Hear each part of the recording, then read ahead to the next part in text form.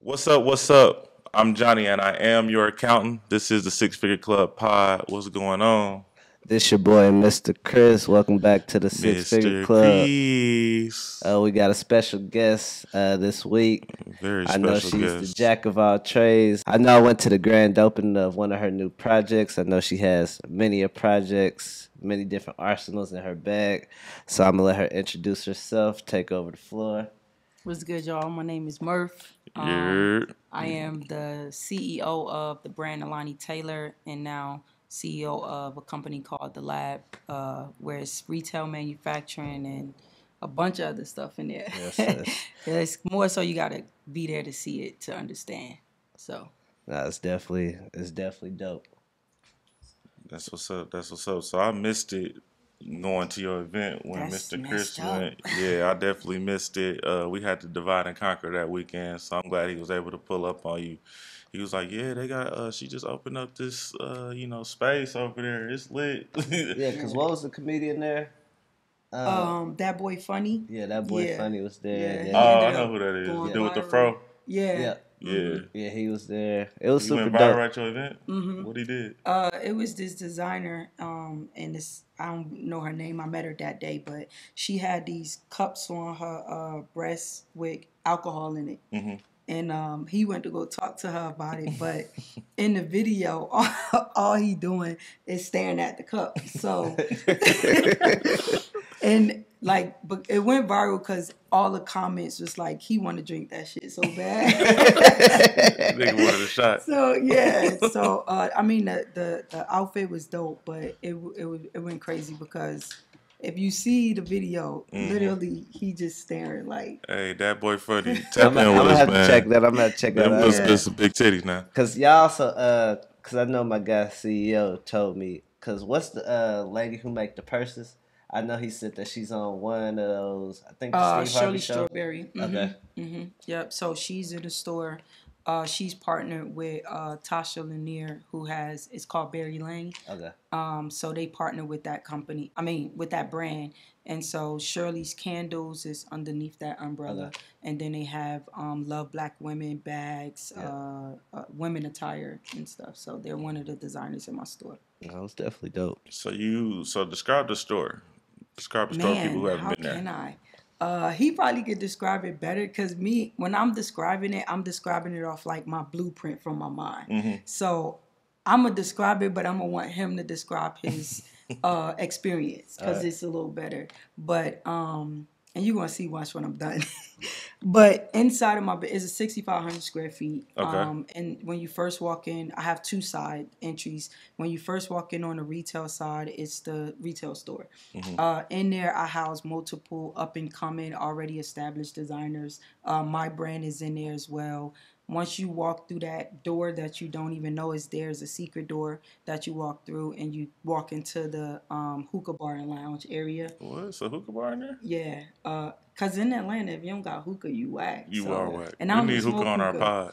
but yeah, it'd be lit too. Right. But in you got that, and then when you walk through that door, it's more of an event space as well. But the day of the grand opening, it was a selfie room, so we built selfie walls and stuff like that. Oh, okay. Come back out of there, go down the ramp is my school where we teach sewing. There's a sewing academy called Read What You Sew. Right there, then my conference room, all of that other stuff. But then you walk through another secret door, and it's the manufacturing side. So, Where you put your clothes together.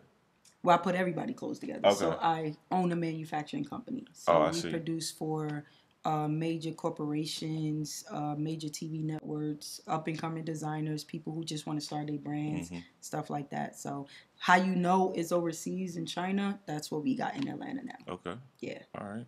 That's dope. That's dope. We're gonna get all into how you started that. You Did still you? want me to say my Yeah, I was about to say, experience? did Yeah, you still yeah, want to go in? because here's All my right. I really didn't know what to expect. Just when I went in, I know I seen like some familiar faces. Right when you walked in, it is the retail. It was just all different type of brands.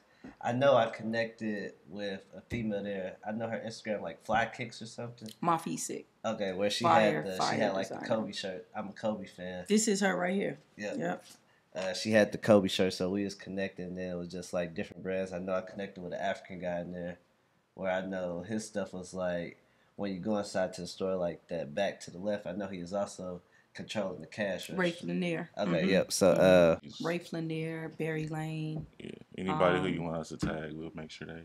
We got Born Other. He's 18. He's fire. I just got the baby one of his hoodies yesterday, and it wasn't even like I was doing it for sale. I was doing it to show him that you reaching the wrong clientele. You know, because some of these designers, like, their issue is they lowball themselves because they want to get that sale, but their quality of their clothing is so dope. And when I see it, like when they bring their stuff, I'm like, how much this costs? When it come in my store, it's more than that because it's worth more than that. So he was at Atlantic Station with a booth, and he goes every Saturday. And I'm like, bro, how much is the shirt? I didn't agree with the hoodie price. So I said, I'm going to show you how you got the wrong clientele. So I FaceTimed the baby. I showed him the shirt. And I'm like, bro, would you rock with this?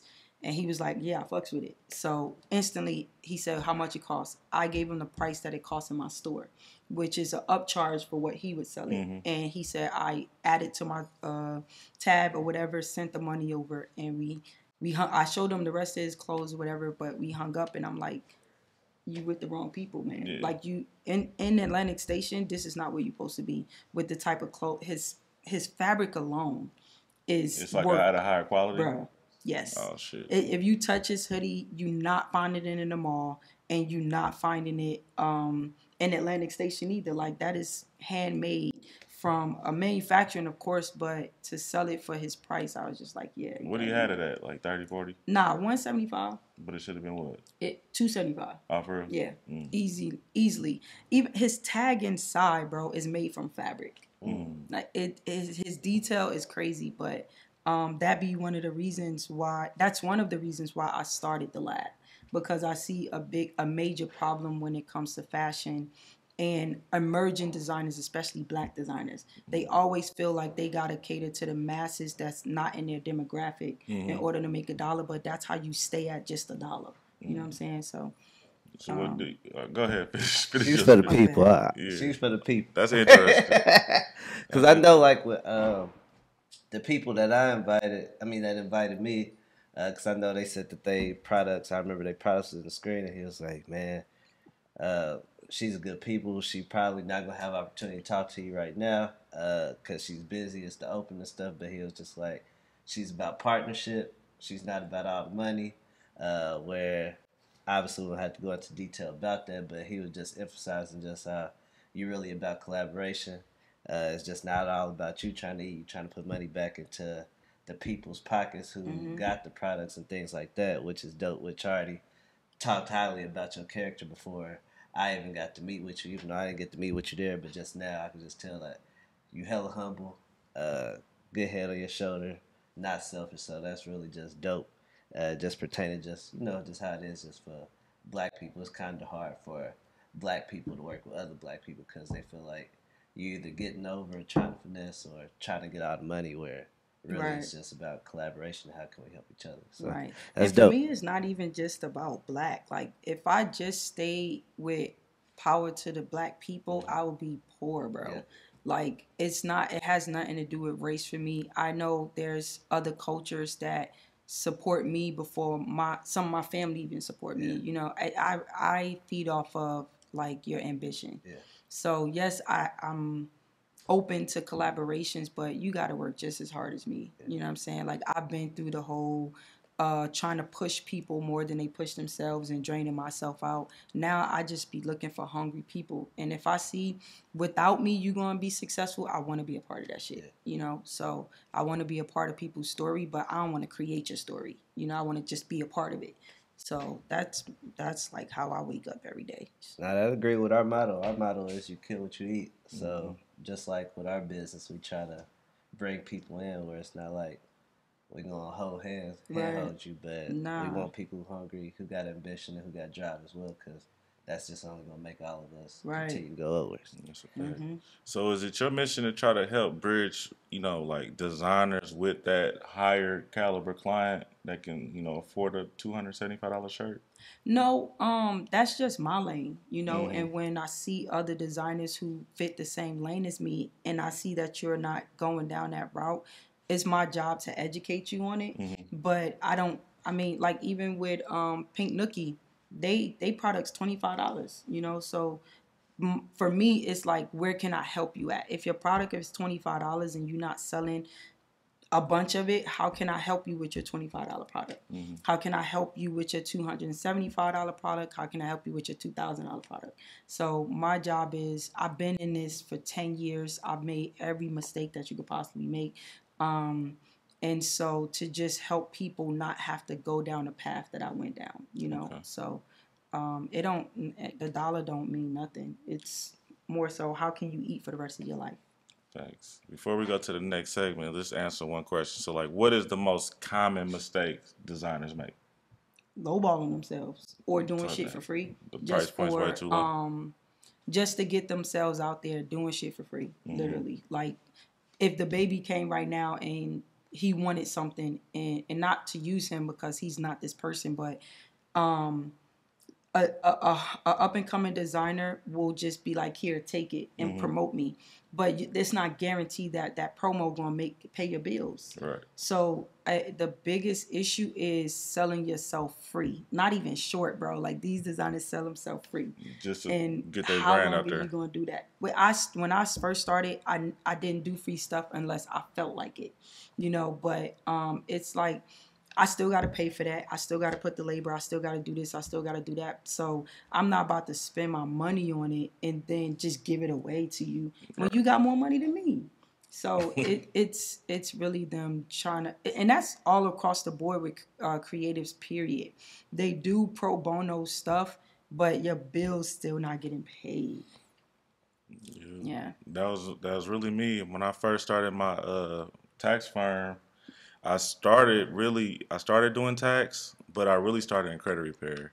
And I found myself like the people who need credit repair the most, and they probably have, a story to go along with that. I end up, kind of helping people for free, or like doing free consultations just to at least get you on track. Right. And I noticed like that's wasted a lot of my day. Not gonna call it a waste, but then I had a coach taught me like you can help a lot more people if you had money just to pour into it, not Facts. just doing it, spending your time. You got to figure out a way to use your money to help people. So I was like, all right, so Yeah. I need to pull back, think profitably, and then I can get back like that. Yeah. You know what I'm saying? So I was like that, but not in fashion. I did network marketing, and I would pay for people to join the network marketing company, and because the talk or the story behind it, because I have a story too. So from my mentor, I learned that I was doing business off of my emotions, not off of my business mind. So I think a lot of us do that when you have a certain gift that you can impact the world, but again, in order to do that, you got to be able to fund that. And facts. So It costs money. if you can't afford the credit repair, then come back to me when you can, because Right. if you need your credit repair, you're going to do everything possible to make sure you at least get up the funds to get the credit repair done. Right. Because I If guarantee you that wanted it same that day you bad. spent that amount of money. You know what I'm Facts. saying? So ain't no credit repair ain't free, bro. It That's ain't. one thing that should not be Nothing free. is free in Atlanta. Air Huh? is free. Air is expensive down in Atlanta. So. Right. And I mean, not even that credit. If you fix somebody credit, you fix their life forever. Yeah. So you just put money in their pocket doing it for free. Mm-hmm. Nah. They Back would to the hate me. story, just of her shop. So just after the retail, after you go to retail, it was a whole hookah, like game lounge. Seen bottle girls, bartenders. I was like, oh, it feel lab like coats feel like on. yeah, it feel like I'm at the club. Like it was something totally different because Right. like The whole vibe from yeah, the 'cause room to room like was different. usually like if you go to like a kickoff, it'd just be like some drinks.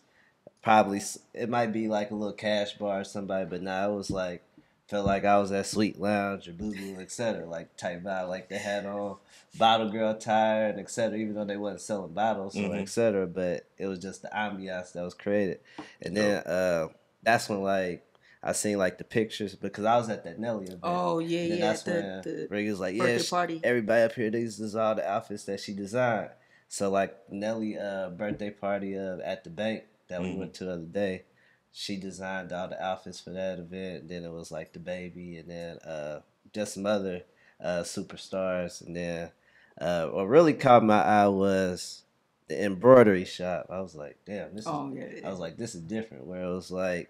It was about 12 embroidery machines, so it was like actual like a classroom, like school. So and then it had like the design on the side. So I was like, damn, this is dope. It's like 4 businesses under one business, which is it was impactful. And then after you go through there, like how she said, where got the screen print in the manufacturing office, and then on the back side, when you go outside, she had like it was about 3 food trucks. Yeah.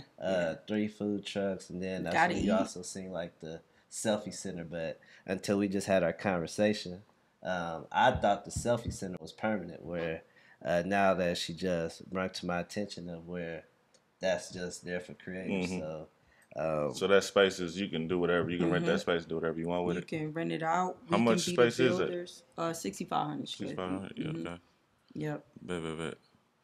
All right, that's dope. Sound like you got a lot going on over there. We're gonna get into pretty much everything. For sure. Go ahead. So on this segment, just like how we like to do our icebreaker, obviously everybody's screensaver is something impactful to them or motivates them. I know mine is just basic, but I'm just a basic person. So not saying I'm basic, but that's basic. You know, I get annoyed just with all the alerts and things like that. But we just like to ask everybody just what their background is and what's their purpose and meaning to you. So.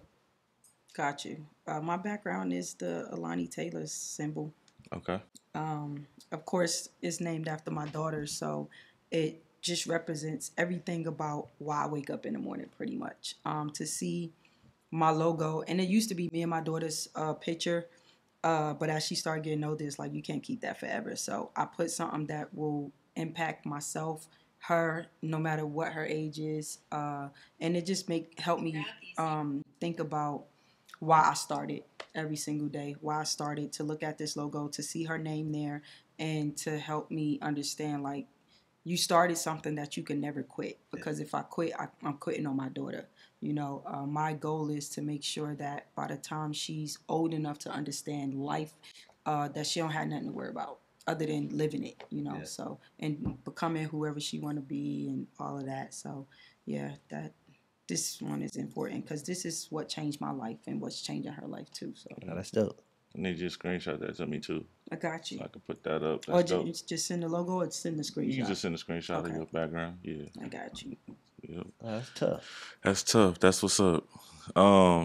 So shout out to your daughter. Actually, my company is called Madison's Accounting and Tax, and that's after my daughter too. Nice. So that's what's up. Value behind the name, man. Little value. A lot of people don't know that. They're always like, "Who's Madison?" I was like, "You don't even know that."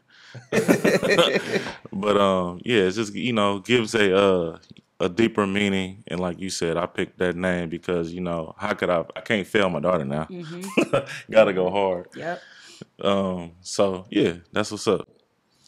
All right, let's go to the next segment. So you don't know my struggle. So you can't feel my hustle. You don't know what I done been You don't know my struggle. So you can't feel my hustle. All right, baby. You don't know that song?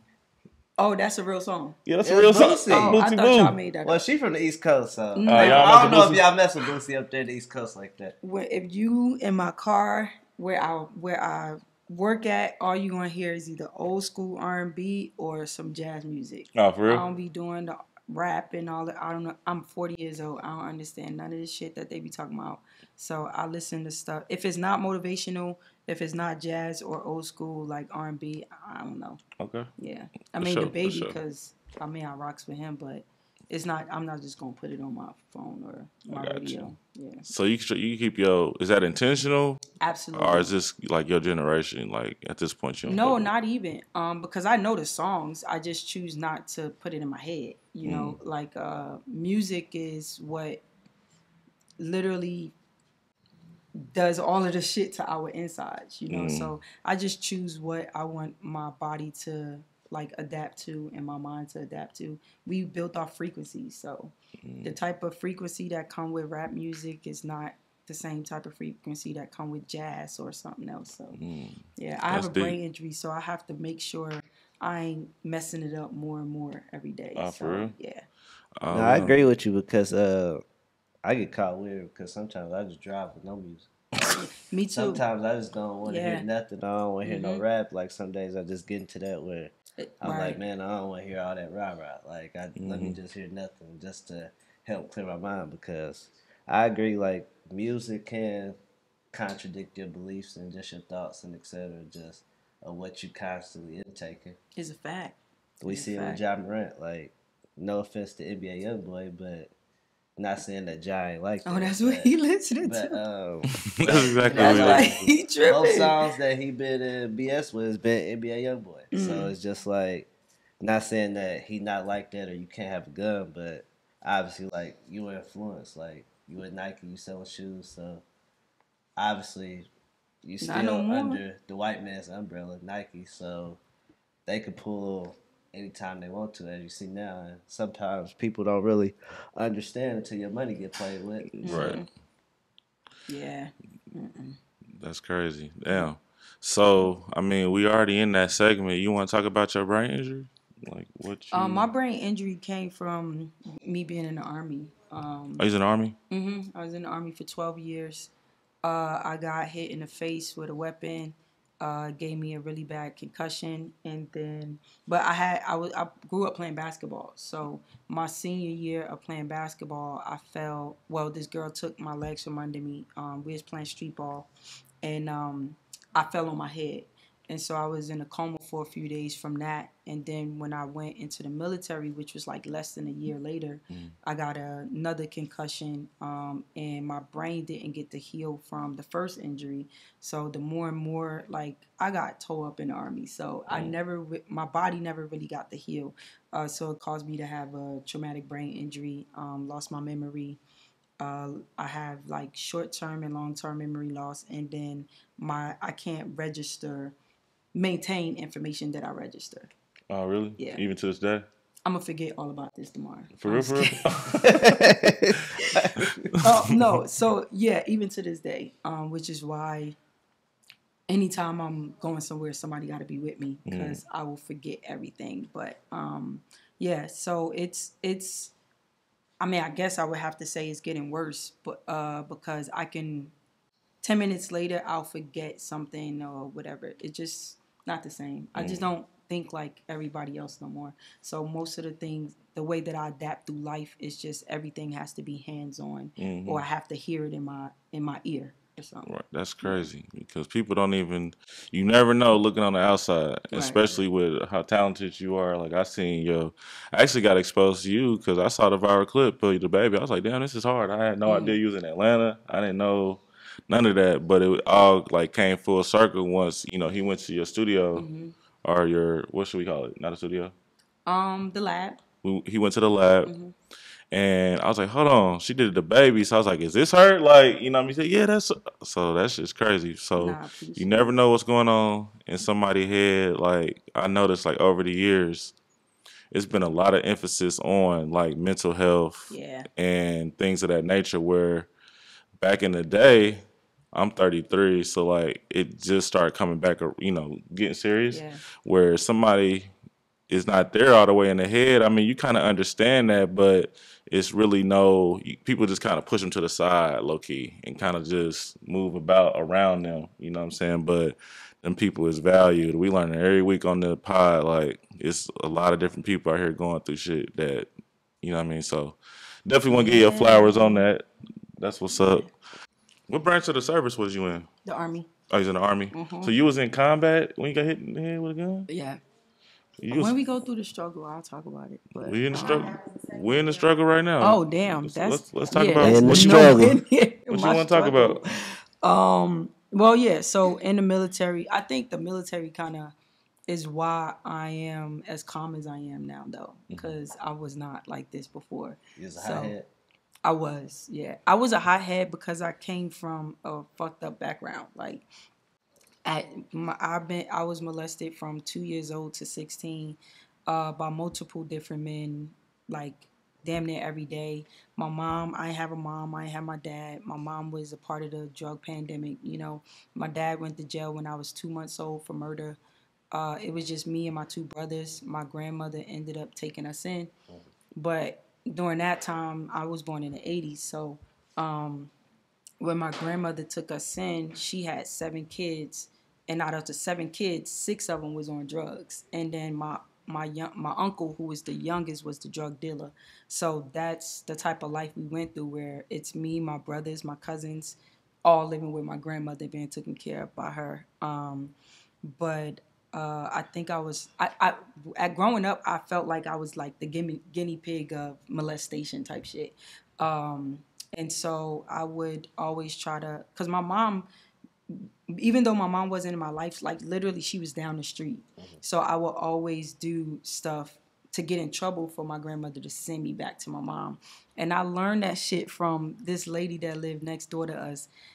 I still remember to this day, I was probably like 5 or 6, and she was like, just act out, and then your grandmother would send you back to your mom. And I listened. So I would just do stupid shit for my grandmother to send me back, but all it did was got my ass whooped. Yeah. So one day my But you wanted grandmother, to escape the home. You was getting I was getting molested at your molested, bro. grandma's house. Yeah, by one of my grandmother's close friends. So, but prior to that, like when I was 2, it was my mom's boyfriend. When I was 4, it was my mom's boyfriend nephew. We got taken away from my mom either at 6 or 7. And so when I went to live with my grandmother, it was my grandmother's close friend, which is my mom's mom. And then my dad's mom, her boyfriend, when I would go visit her, used to just do what the fuck he wanted, until one day my grandmother walked in, come home from work early. She walked in and she caught him, and then she like stabbed him and shit. Whoa. So now my grandmother don't want me back at her house because she was like, I couldn't protect her.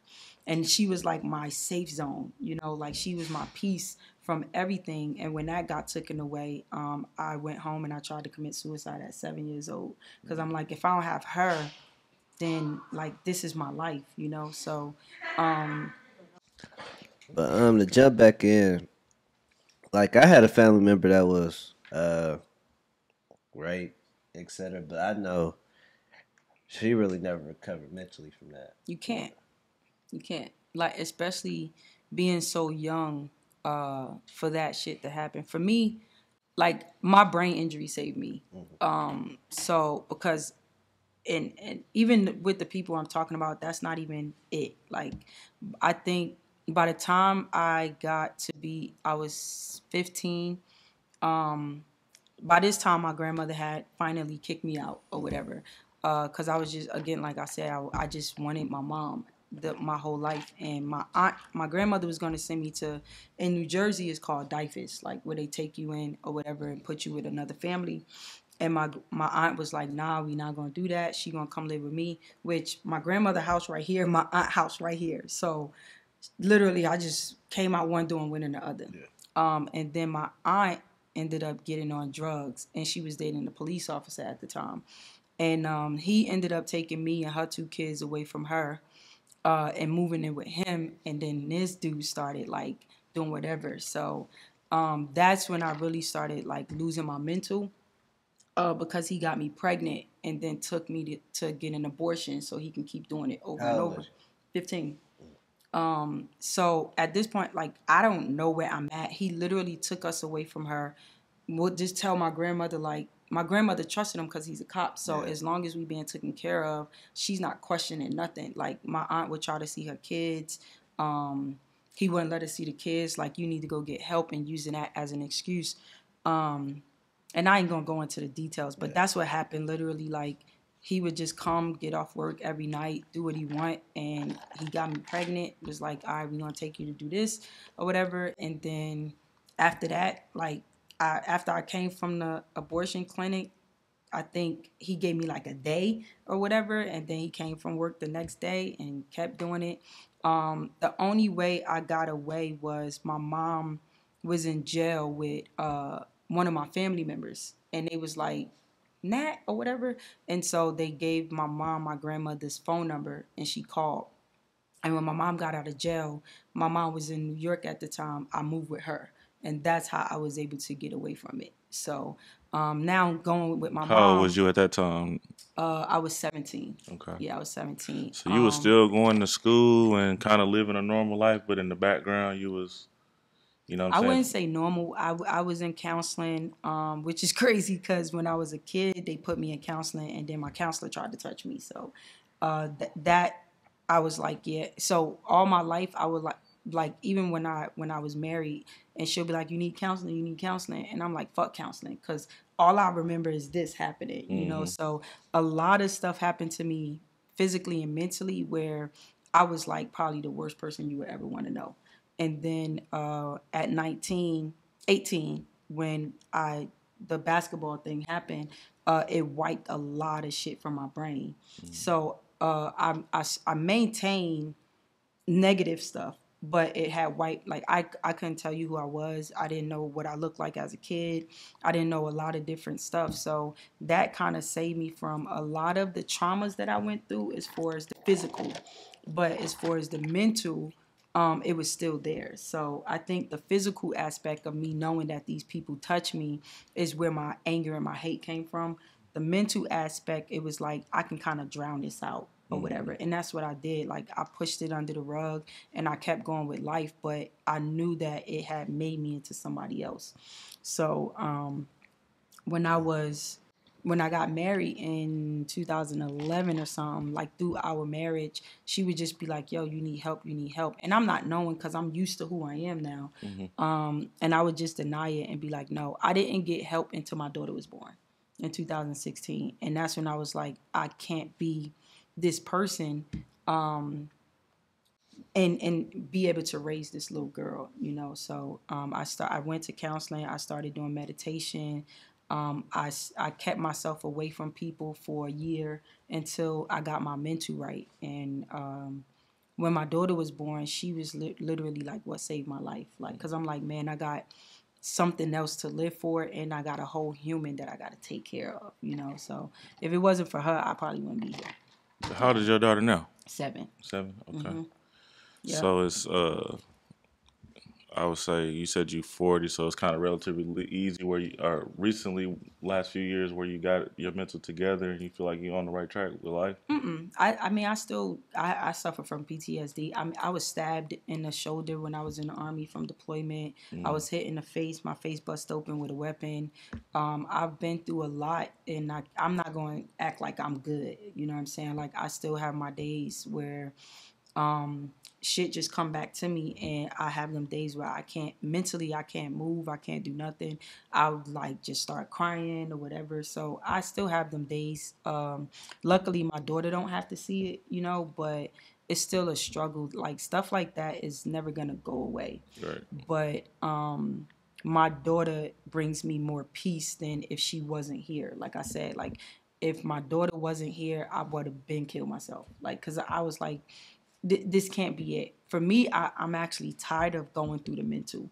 But when I think about her, it kind of overpowers me wanting to leave here. You know, like multiple times, even recently being here, I'm like, bro, I can't do this shit. But it's like that the two angels, like you got somebody who if you do this she gonna be mad as shit or what's gonna happen, and then the other one is like, bruh, she'll be alright, so do what you need to do. So I fight with that all the time.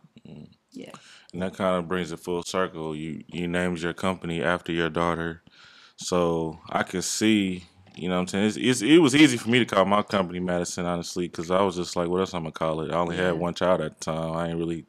I'm not sentimental, so I'm not really attached to too much. But for you, like, that's really a driving force. Yeah. That's like keeping you going. God know it What too. would you say is, your passions today? How does that translate, to the love you have for your daughter and what you do now? Like, how did we get here? Like, I think you start by like what you do, you know what I mean? And then how did you get here now? Like, you know what I'm saying? You overcame all these tribulations. How did we get here?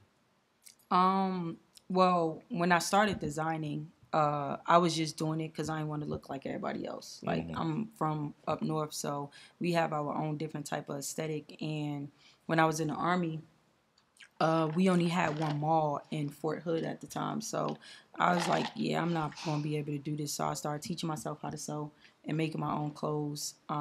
Fast forwarding to 2016, when I named the brand, it was literally my daughter was born May 3rd. May 4th, I named the brand after her. And I was just like, I was doing streetwear at the time and like suits and gowns and stuff, but I wasn't in love with it at all. I love streetwear, so I was doing suits and gowns and stuff just because it helped me pay my bills. But when I named it after her, I was just like, her name is just so elegant, it's strong, it has so much to it when you say Alani Taylor. You know, it gives me that Gucci, that Louis, all of those things. So I said I have to switch up my aesthetic to match her name. And that's when I started doing high fashion clothing and stuff like that. And people started gravitating to the designs that I was doing. At that point, I had started another brand with this girl named Brittany called Deviant LaVie. And well, I ain't started the brand, but we transitioned into doing the ropes like we did for Beyonce and Cardi B and all of them. And that got our name out there. Because I stopped doing Alani Taylor because I'm like, this is the ticket that will like make us somebody when we did Deviant. But I wasn't getting the recognition that I was supposed to as one of the designers, and staying up late at night while you in a room sleep, but they only see you because you white. So I was like, yeah, I'm not about to keep doing this. And I stopped. I walked away from Deviant and came back to Alani Taylor and was like, this is the reason why I started in the first place. And because I had already had the opportunity to design for Beyonce, Cardi, Tiffany Haddish, like we did Tyra Banks, we did everybody, Ashanti, all of those people. Everybody was like, okay, these are the faces or whatever. So it gave me the opportunity to transition Alani Taylor to be known because now I can walk around and talk about it with my accolades from being with Deviant. And that's what really got the respect from a lot of people for Alani Taylor to say, damn, you touched these people. When Black is King came out, that's when it really turned everything around for Alani Taylor. When people started seeing the white dress that I did for Beyonce with the white face and all of that, when they saw that, by this time people know my aesthetic. So everybody was like calling and was like, yo, like, did you see it? Did you see it? And that day it turned around everything for me as a Black designer. Shout out to the Beehive, man. Right. I love Shout out them. to the Renaissance Even tour. still today. Even still today. I ain't going to that motherfucker. Like Beyonce name holds weight. Like it gets me in a lot of doors. When people talk, they're like Beyonce. Although I've done hundreds of other people, but they're just like, all you gotta do is say Beyonce, but you don't. Like I've done other people. Yeah. So with that, Alani Taylor is on its own autopilot now. So for me, I've always grew up, like I said, I believe in being a part of someone's story and using whatever gift or even my hard work to help somebody else. That's where the lab came from. Because I'm like, all right, I did what I needed to do, but I see so many issues in the fashion industry that I can fix myself. Like, I don't like people telling me no. You know, like if I'm like, can I sit at your table and you tell me no? I got it. So I go make my own table. And that's what I did with the lab. Like a lot of people was not, they wasn't receptive to a masculine Black female in the LGBT community being the face of something or being attached to something, and you have to say my name and people will have to see my face or whatever. So I was like, I could do this shit myself, right. You know? So I invested my money. I put literally every dime I had into opening up the lab. Yep. That's the story. How long the lab? Not even 2 months. Not 2 months? I got my building.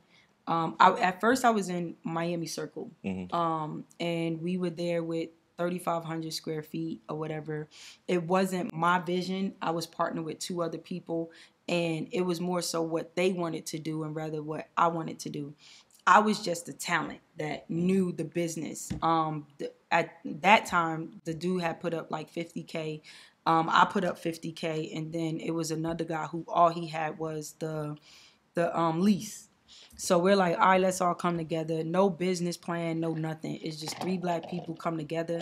Of course, with no structure, it falls apart. So you got an embroidery class, you got sewing classes. That's So dope we as have hell. a sewing school, and in the sewing school, you learn sewing, the fundamentals. You learn how to sew. You learn how to do DTF, DTG, screen print, embroidery, all in one class. How Wow. much these classes cost? The academy itself, which is a 3-month class, is $3,000. Okay. To just take sewing classes is $500 for you to take that sewing class. It's like a beginners, intermediate, and advanced courses, where it's packages. So if you just want to learn sewing, you just come and learn sewing. If you're not trying to build your business and do all of these other things, you don't go to the academy. You just go to the sewing school, which is on the weekend. So you got an academy where you actually teach them the business as well. Yes. Yes, and I was Okay. told y'all do the same thing. Yeah. So that's another connect. Yep. Because the more of us it is, the more people we can teach. So That's right. we start at 11 and to however old you are. So, and it's surprisingly, I've been getting a lot of adults that are like, I don't have a DUNS number, I don't have this, or I want to learn how to sew, or I don't want to learn how to sew, but I want to learn manufacturing. Like, because some people get gypped, from overseas. It's a lot of errors that come from overseas, stuff like that. So my goal is to be the fix to all them problems. And I can't That's fix what's up. everything, but I could try. That's Facts. amazing.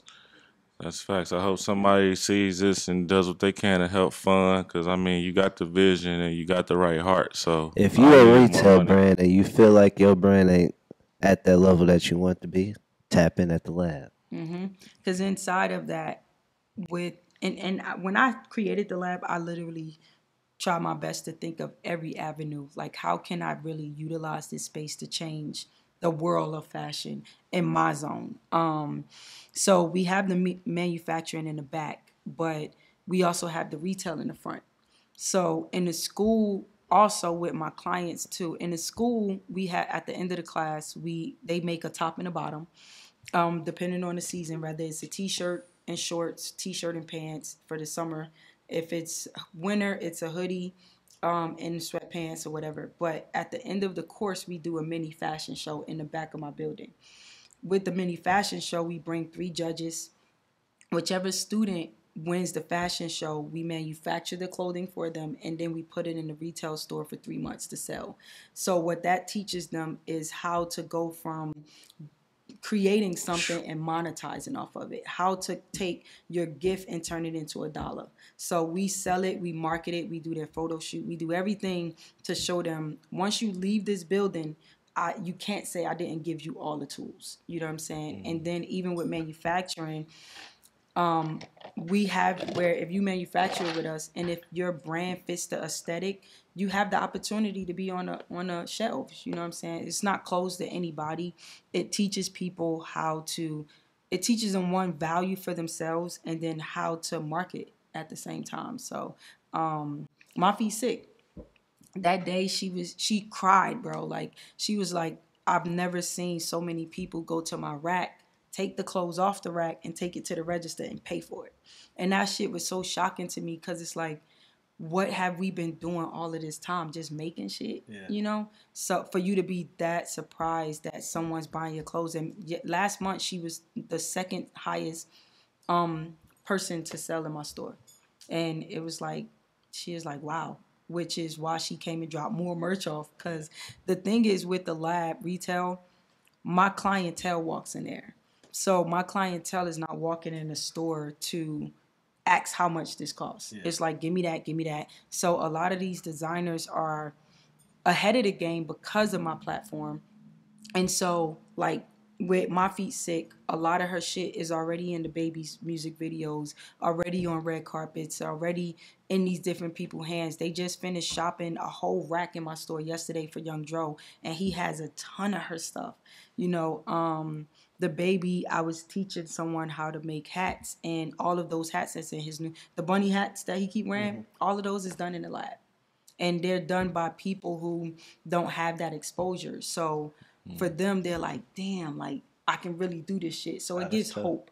You know what I'm saying? So Believe. That's my purpose in life, to just show somebody Wow. that you worth way more than even what you think of yourself. Definitely. I love that.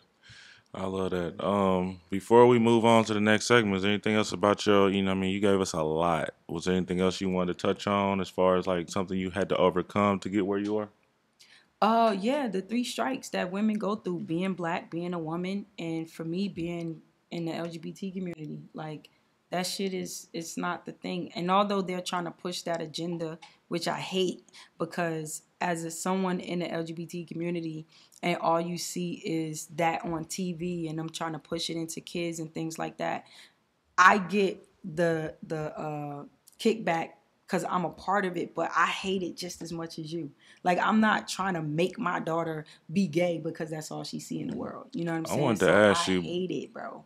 I cannot. And hate is a strong word, but I hate the fact that they're trying to push this lifestyle on people. And I can't even say for me if the things that didn't happen to me when I was a kid, if I would be a part of the LGBT, I would That never was my know. question. You know what I'm I saying? was But I wondering. know how I feel about men. I can't stand men in that area because of my past. If it wouldn't have never happened, I couldn't tell you. Maybe I have no idea, because men are attractive to me. You know what I'm saying? But I would never be with a man. But also, I'm not trying to push that on my daughter. Like I do my best not to even be affectionate in front of my daughter with my girlfriend, because it's like I'm not trying to put that in her head. You know. But those are the kickbacks for me overcoming, and it's not anymore because I got my own table. I'm not trying to be on nobody else's seat. I'm doing what I'm doing. I stay in my own world and I impact the people who come across me. I'm not going out looking for nobody. Whoever the universe send in my path, that's who I rock with. So, So it sounds like you got your safety back within something you built now. I don't have to answer to nobody or nothing. I mean, of course, we got to sell, we got to get clients and things like that. But it's much easier for me to have my own table to show you rather than me trying to be a part of somebody else's table and fit in. Like, I can't, boxes is not for me. So if I have to act or be a certain way to be a part of what you're doing, I don't want no parts of it. So I'm free where I'm at. Gotcha. Yeah. I like that. Money talk. That's a question. I don't know if Yeah. this is she can answer. I don't know if I could. So, based off of what happened with you and everything, how did you psychologically amend your relationship when it comes to men in general? How did you heal from that to be able to say, okay, I can be cordial, not necessarily like you said that kind of way, but at least I can look at them with some degree of like not necessarily feeling some type of way in any kind of element? Like, what kind of really healed you to be able to say, okay, like even now, like I can interact, it doesn't affect me, and I can really speak out on this, and like it didn't really affect me like that. My story is just like what it is. Like, how did you get to that point to where you can engage, because I know sometimes that traumatic experience can make you just not even want to, engage in any type of. Yeah. I feel you. I feel like, damn, I'm lucky that you even talking with us. Like, man, fucked it up. Seriously, that's why that. Nah, I feel God, bro, like real talk. Like my brain injury saved my life. Like real talk. And although I still suffer from a lot to where I don't be wanting to be here at times, but it's not because of a man. You know what I'm saying? So how it happened, when it happened, I have no idea. At the end of the day, I still have a dad, and the crazy part is when I started dating women, my dad was the only, mind you, my dad was gone when I was 2 months old. So I only knew my dad through jail. And we would go visit him and he'll ask me about men. And I wouldn't talk about it. Like, I don't know why he affected me so much that I didn't. He was the only person that I didn't tell him that I was a lesbian or whatever. Like my mom, I'm like, I don't give a fuck, but the people around me, I didn't care. But for some reason, my dad and my relationship, even though I barely knew the man, meant something to me. So maybe him, I have no idea. And even today, I don't even fuck with him like that. But I know for sure I used to go back with my brother and be like, why do I care so much that what this man think of me, when if he was here, none of this shit probably would have happened. But I also, nothing is done by mistake. And I had to realize that, like, me talking about what I went through, me going through what I went through, it was more so for me to help somebody else, because the molestation part of me doesn't bother me anymore. The fact that my mom, my dad, and other people around me could have protected me bothers me. So I don't, I'm still affected by it because I have no emotions towards shit like that. Like, for a kid, I will cry all day, but for an adult, like, I just be like, what the fuck are you crying for? Like, if you knew the shit that I've been through, you wouldn't be that person, or you wouldn't be that weak. So I have no, I wouldn't say sympathy, but I lack emotions when it comes to adults, like, for real. And I don't know how to fix it or anything like that. But if it was a kid, like right now, a lot of people have told me, because my daughter's 7 now, and I tried to commit suicide at 7. 7 is when I got the worst rape that happened to me outside of even getting pregnant by this man. That was the day that I went home and tried to kill myself. And so it's like, I don't know what's going to happen, but my daughter turned 7, and 7 years old is when I became an adult. 7 years old is when you know, like when you watch a movie and then somebody is so timid and then their alter ego comes out to protect them and shit, and they become this other person. 7 is when my alter ego came out, and I just didn't care about life anymore. I didn't care about people or whatever, because my brother walked in when I tried to hang myself, I believe, and he walked in. And at that point, my brother was like my angel in the outfield type thing. And he was the only reason why I was living. And but then that same day, I turned into somebody completely different, which is why I was like, who I am today is not who I was before. Like, I was angry when I was 15, or I mean, when I was 17.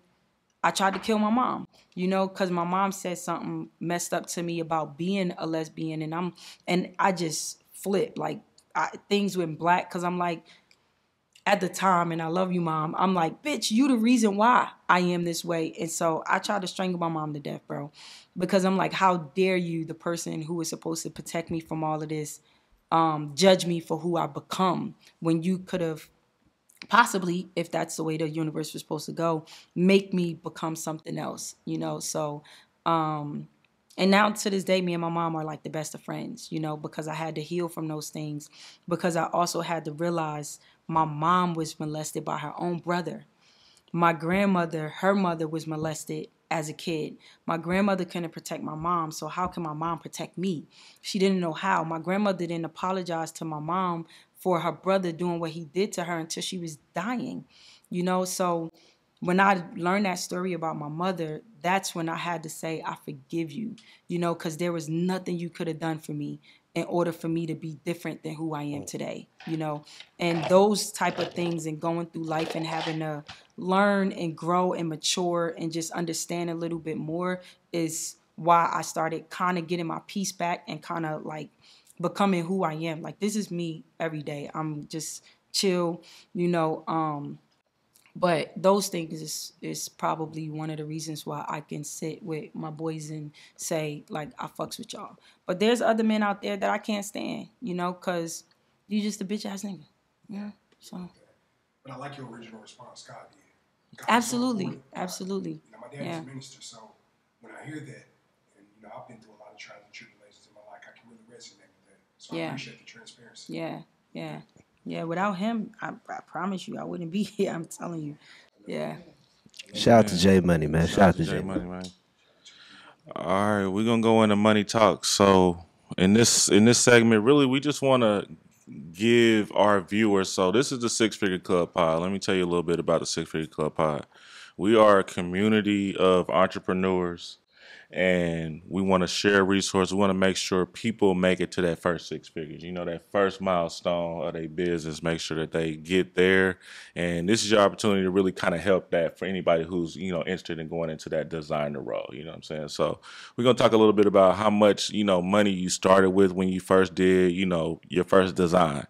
Or when it comes to creating that business, what are the key things financially that people need to know? You know what I mean? Got you. How much do you? How much? Let's start with a simple question, if you don't mind. So, with your brand today, how much are you making like per month with your brand today? In my with the lab or Alani Taylor. Alani Taylor. Alani Taylor, we probably do about 20 something K a month on medium route or whatever. Like I said, my What's brand that is on medium route? autopilot. In between low and high. Oh, okay. Yeah.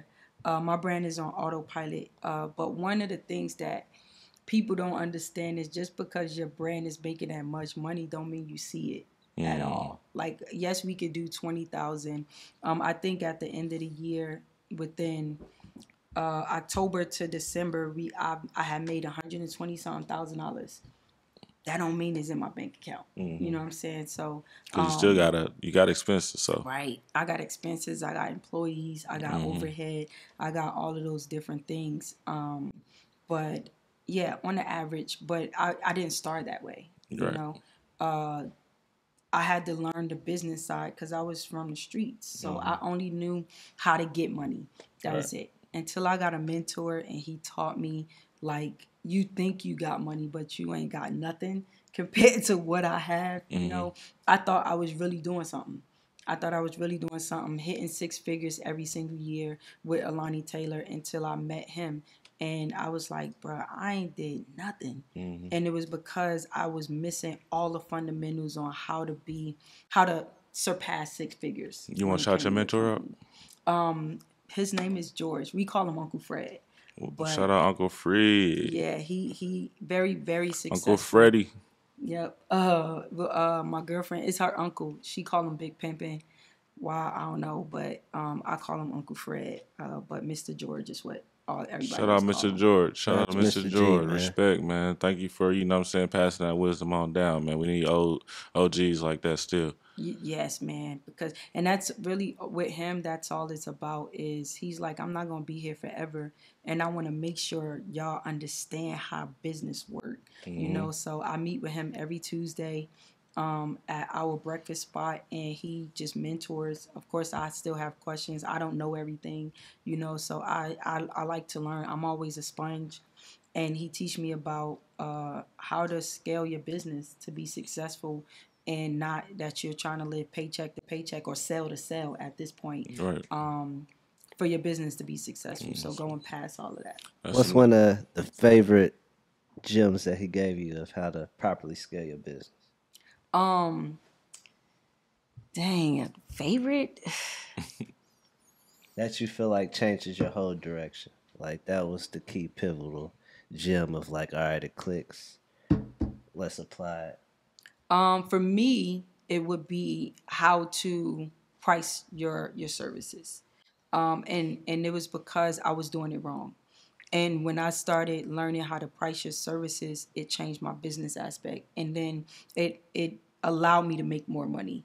Knowing what it takes to create a garment, because I'm in the manufacturing business, how much does it take to Knowing create the cost the garment? of I knew manufacturing. none of that. None of it. I was just like, you're going to pay $900. Why are they paying $900? Like, what part of that $900 from how much you're paying a sewer to do this? Literally last night I learned more.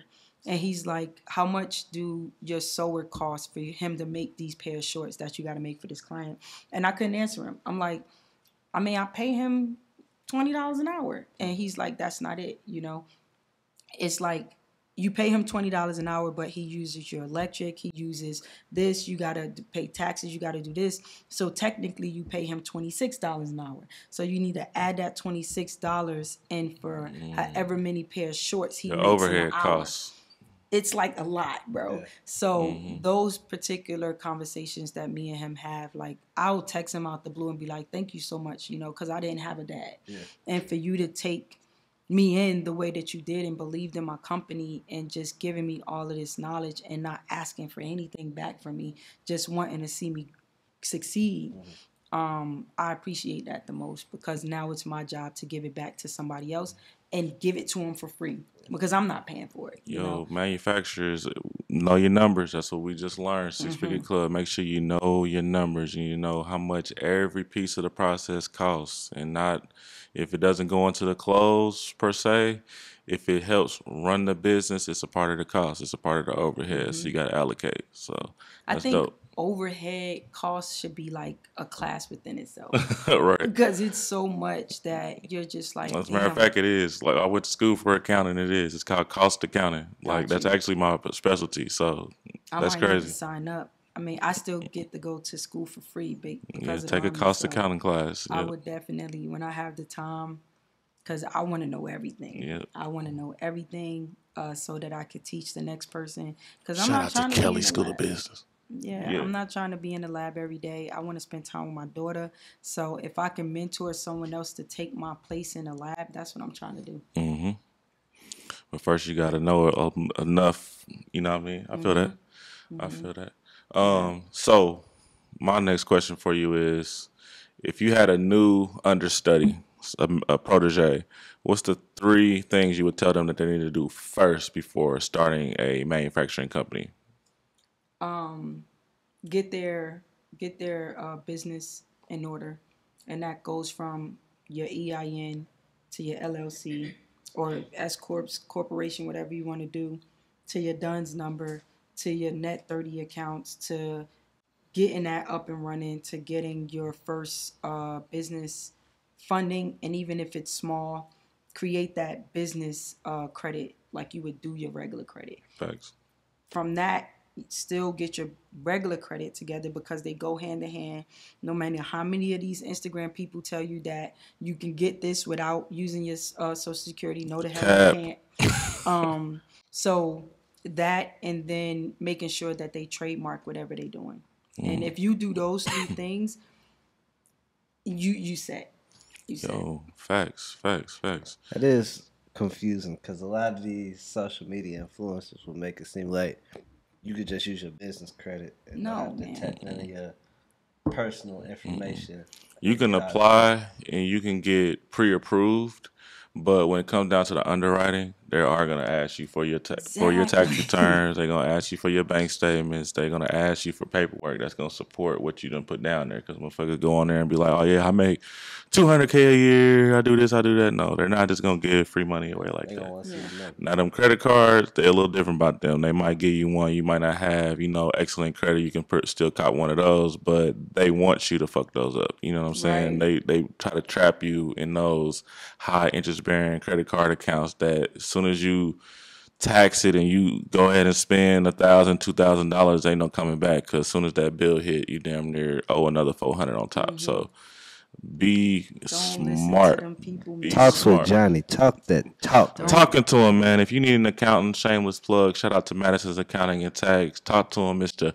Creed. Hey, shout out to Madison Accounting Tech. All right. All right. Question, what challenges have you faced when starting your company? What Money. challenges have you faced starting your company? Money. For a long time, I would just be like, yo, if somebody just give me a bag, I'll be dangerous, But for a long time, that's why it took me so long to get to where I am today, to be able to open up my own brick and mortar, was because I didn't have the funds. Like, yes, I make money. I can make $150K, but if I just take that and go and do what I know I can do, now I'm broke again. So it building a business is not like one check or one business loan. Like, that shit's gonna take the lab alone, and I'm not even adding my employees, is in 5 figures overhead. So making sure that I had money and capital to pay employees, I gotta have insurance, I gotta have all of these different things. So I didn't want to jump into that until I knew that it would be able to be backed. And in order for me to do that, I needed to have an investor or someone like that. So, because I was close to it all the time, I would always be like, I'm not selling my daughter's name to nobody. I'm not giving up a percentage of this. But then someone was like, then you're going to be broke forever. Like, we're not trying to own your company. We're just trying to help you level up, and that took maturity pretty much. But yeah, when I started getting the investments that I needed is when I started being able to change the world. Like he said, at first you're doing free stuff, and not that I was doing free stuff, but I didn't have enough money to jump. And once I got that, then I was like, we golden. So Shout out that's to the 90% seed of money, the man. people. Shout out to the seed money. Yeah, I wanted to say that because honestly, I've been shout out to the Six Figure Club real quick because I know a lot of entrepreneurs that are in the club are doing everything right. You've gone through the trials and tribulations, you've perfected your marketing, you perfected your product, and everything is right where it needs to be, but you're just not getting over the hump is because you need funding. And it's gonna take money to really push that brand out to the masses. Yeah. You've exhausted your circle. And like you just mentioned, you got to get your credit together. You got to get you got to make sure that your business foundation, all the paperwork up front is right. So when it's time to walk in the bank, and say, yo, let me get 100K, let me get 50K, let me get 20K. You know what I'm saying? They won't have a problem with that Right. because all of your foundation is set. So please make sure you tap in on that. Please make sure you tap in on that. I got a question for you. I know you mentioned the baby a lot, but how do you feel of the importance of relationship building has helped your business grow? Because I know, like, just like me and him, even like with the networking mixer, like we not from Georgia, we not from the South. It was like, how we gonna get to know people without just going out and spending money and trying to make new friends where it's still on brand of where I know just like how we met most started network now is just like going places trying to find like-minded individuals. So how do you feel like the importance of relationship building is with growing a business? Very important. That's the relationships I've built is the reason why I'm where I'm at today. And it to speak about the baby, that I can give an example on that because like how I got him is somebody tagged me on his page when he was looking for someone to make the dress for his daughter. And I went on there and I just was like, thank you for the tag. And me being from the streets and from New York, I'm like, I'm about to sit and wait for this man to hit me back or hope that he hit me. So I DM'd him myself. And I was like, bro, check my page. If you rock with it, I'll be more than willing to do your daughter's dress. And so he instantly hit me. And I'm like, and at this point, I'm planning Damn, you probably the only motherfucker who took it that extra step too. I don't have, bruh, it's my daughter's name. I don't have a choice. So it's Yeah, like, heard. and I've never been that person even growing up to wait for something to fall in my lap. Yeah. You know, I would go to the candy store, bro, and steal candy from the candy store, go to the corner where I live with a crate and sell it to the people so me and my family can eat. And now I was 7 years old. So I've always been that person. But with him, and he hit me back and he was like, he said, can you be in LA at 9 o'clock in the morning? And I said, yeah. Bro, I'm in Georgia. Like, but I also know the power of words and how you manifest your shit, you know. But with him, so I said, yeah, I could be there. Did I lie? No. But so I'm sitting with my team, and so I have them. I'm like, holy shit! Like he responded or whatever. I have them start looking for flights and stuff, and the only flight that we can find was at 11 o'clock to land that morning. And so I was like, bro, I can land at, because I call everybody bro, like women, men. I don't know why, but I was like, bro, I can land at 11, and he is like, nah, that's too late. So I'm like, all right, I'll be there at 9. And so the only way I can get there at 9 is if I left at 10 o'clock that night. It's already 8 o'clock. So we pay for the food. We all leave. And I'm like, because I'm still planning for my my photo shoot. So we're driving and I'm like, yo, I'm not about to make it to the airport and to get the stuff that we need for the photo shoot. And I'm talking to my assistant at the time. And so it was me, my daughter, my assistant, and some other people. And so I'm like, bro, just drop me off at the airport. I literally just had on sweatpants, flip-flops, and a hoodie. I said, take me to the airport. And when you take me to the airport, take my daughter back to her mom. And then you go and get the stuff that we need for the photo shoot tomorrow because we still going to do it. Drop me off at the airport. I had caught a 10:30 something flight that night, and I landed at like 8 in the morning. And so the pre-planning of that, I called my other assistant that was in LA still at the time because I had just moved to Atlanta. And I left. I did the TV show, The Hype, came back, and then that happened. So when I landed, I called her. No, that night while I'm at the airport, I'm like, yo, take your sewing machine to his hotel. So when I get there, I just got to get going. So the baby even called me and he's like, yo, what you need me to do? Because he's that type of dude. He's like, do you need me to go to the fabric store or whatever? And I'm like, bro, like, yeah, I mean, if you want to do it, that'd be great. And he literally had his driver take him down to the fashion district, FaceTime me, show me the fabrics. He was like, and he's very particular with his shit. Like, he knows exactly what he wants. Show me the fabric. I'm like, yeah, that's dope. He bought the fabric, took it to his hotel. When I landed, everything was already set up, so I instantly got to sewing. Fast forward, I'm done. Everything went well. And that was the Christmas one that I saw? Nah. This was the first one when they she did one Grammys. Before that? I think it was the Grammys, and it was during the pandemic, so his daughter couldn't go to the Grammys with him. So he created a Grammy red carpet in his spot on the rooftop. Oh. So that his mom, his team, his daughter can have a experience or whatever. That's hard. Yeah, What right. the- He that type of They dude. don't know about that DaBaby. You remember? Yeah. They just yeah. try to. They know the wild DaBaby that don't take no shit. But the thing is, he's not even wild. Like, Yeah, he just the ain't going. media I is seen him. wild. I seen him smack a girl twice. I She think. probably did something wrong. No, I'm just kidding. Nah, But no. I think like one of them like touched him inappropriately or something. Might have like tried But to if hug he him touched too you hard. inappropriately, you could slap him. Like, come on. I've seen even he had these pants on in yellow at his concert, and it went viral a few weeks ago, and the girl like grabbed his penis or whatever. Like, what he supposed to do? Just be like, chill, don't do that. Like, nah. But so going to that, so it's time for him to pay and everything. His assistant at the time come to me, and she is like, how much? And I was like, it's $34. That's what I would charge anybody else.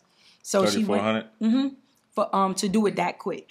So it's $3,400 for the dress. And so he's like, that's it. And she came back and he's like, you don't want more. And I'm like, no, it's not about the money. Like, just because I know he got money, I'm not trying to beat you in the head, right? And so he was like, you sure you good? I said, bro, it's not about money. You pay for my flight to get here. You pay for me to do the dress just like anybody else. Like, yes, you can give me $10,000 right now, but that could be the last time I see you, because you know the dress is not $10,000. So when people do that, I feel like they lose their opportunities. So I needed to let him know that I'm not here for $1. Like, I'm here to grow a relationship with you, for us to do this again and again. Like, so keep your money. You pay me what is supposed to be paid. You know what I'm saying? And we I go seen then. a clip of DaBaby buying some candy from some guys, for some little boys, and they try to bop him. Yeah. And he was like, y'all shouldn't have tried to fucked up. bop me. Yep. I could have bought the whole store, but y'all didn't have no integrity. He, So he said, "Oh, y'all split the money." He yeah. said he And did that's Boston. He said, "Oh, who y'all he split the money." is, bro. They could have got way more. But it's about, like you said, that integrity and like just you as a person. Like when it comes Sometimes to people try money, to test your character. That's all. right? They And just- and people test my character all the time. Even my mentor, he tests me all the time. But I'm solid. You know what I'm saying? Like, I'm not driven by money or anything like that. Like, money's gonna come to me regardless if I want it or not. When I was worried about money is when I was broke as hell. When I stopped worrying about money and just do what I do, like, I have no issues. You know, I can have negative bank account and still be like, we gonna be good. You know, because something's gonna come, and it used to happen all the time. But from that day with him, he was just like, yo, I fucks with you. He said, not only do I fuck with the way you just went about it, you didn't wait for nobody, you came here in less than 24 hours and knocked it out. He texted me on my way back to the airport the next morning and was like, yo, I appreciate you. Like, I rocks with your dedication and your ambition and shit. And probably 30 days later, he called me like, yo, Murph, I need you for him and Lil Wayne's Lonely video. Went, did that. That same $10,000 he was trying to give me that I said no to, I made it that day. So from there, it was like, he's like, yo, anything I ask this girl for, she gets it done. Yeah. I went from that to doing some other clothes for him to now him being like, if he needs something, he calling my phone. Yeah. If I need something, I'm calling his phone. You know what I'm saying? So it was more so about building the relationship and not just trying to get a quick dollar from somebody. And I live that way. Like, it's not just a celebrity, it's anybody. I'm like, I can help somebody make money and don't have to make a dime. You know what I'm saying? Like, and I've done it a lot of times. I took Rafe Lanier, the dude who was on the back wall.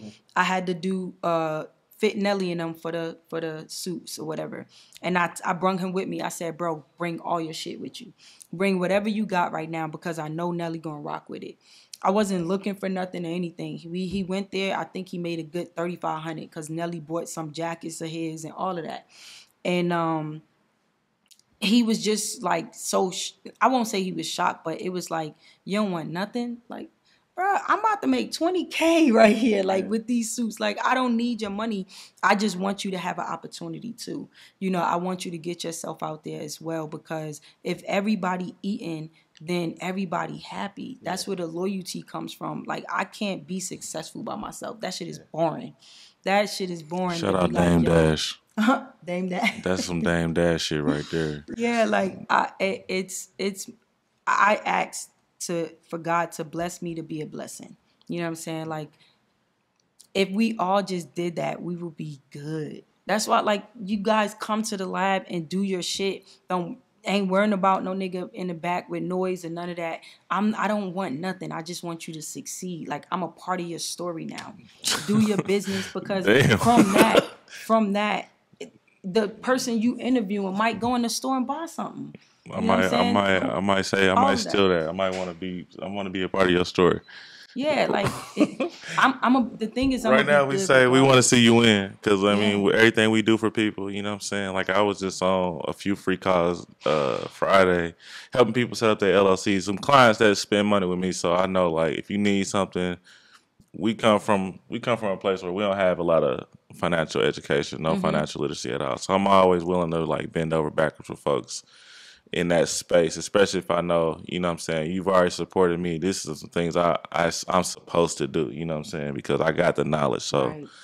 And people who charge for shit like that, it's not cool, because, you know what I'm saying, pass the wisdom type shit down. I'm not giving you a product. You can't take it with you, but damn, for me to spend 30 minutes to help you set up an LLC, I lose nothing. I only gain your respect. You know what I'm saying? That's all I want anyway. So you're a part of somebody's story. Yes, that part of your story is about to make them have a successful business. And the one thing they cannot do is not mention your name whenever they tell their story on how they got there. That's it. All right, we're gonna go into our last segment. It's Talk They Talk. Seagulls, you want to introduce? So this is our last segment. So if you had an elevator speech, anything how you gotta motivate the people, any wise words. This is where you get it all off. Talk that talk. You looking directly in that camera right there, that front one, not the side ones, and you talking to your community. This thing, right? They might not like mine, because who I am as a person, like, I don't ever try to motivate somebody to do nothing. You know what I'm saying? Anything that I do, or I can sit in front of you and be like, yo, go get it. Do what you want to do. Don't let nobody tell you you can't do this or do that. But unless you believe that yourself, my words are dead. You feel me? Like, you can't tell me how to be great.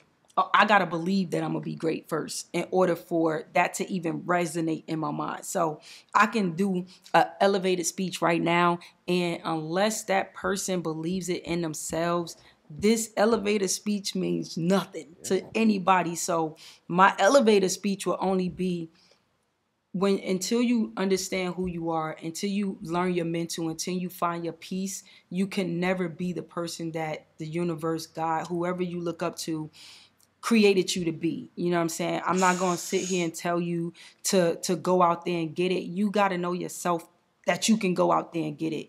I'm not about to tell you you can be whoever you want to be. You got to know that you can be whoever you want to be. The only person that can tell me that I'm great is myself. I know anything that I touch is going to turn to gold because I believe that within myself. So when you get to that position, no matter what I say or no matter what any of these people say, that don't mean anything to you until your mental, your spirit, your soul, everything about you is already on that frequency, because like I said, we're created from that. The frequency is what gets you what you want. The frequency is how you tap into the universe and say, you know what, I want to make $1 million next month. And if your frequency and the universe is connected, you're going to get exactly what you asked for. So my elevator speech don't mean shit if your elevator speech ain't even been talked to you at all within yourself. So That's strong. That's my joint right I there. love your elevator speech because your key word is believe. He know they, Miss Marnay, John know I say believe all the time because if you don't believe, it's not really nothing nobody else could do. And then like how I always just tell him just in our personal meetings is we can't force anybody to support us, and I'm not going to force anybody to support us, where eventually you're going to gain their respect and you're going to gain their support. So sometimes you just got to make people feel it. Yeah. And it's not saying that we trying to shit on you by making you feel it. It's just like you're going to have to just support our hustle and our grind. But that's what we're going to do. But we also not going to beg you for support just to help our brand. So I believe in believing. I want to take a step further too, get my last little sense, because that was an amazing elevator speech. Why we keep calling it elevator speech? But I think that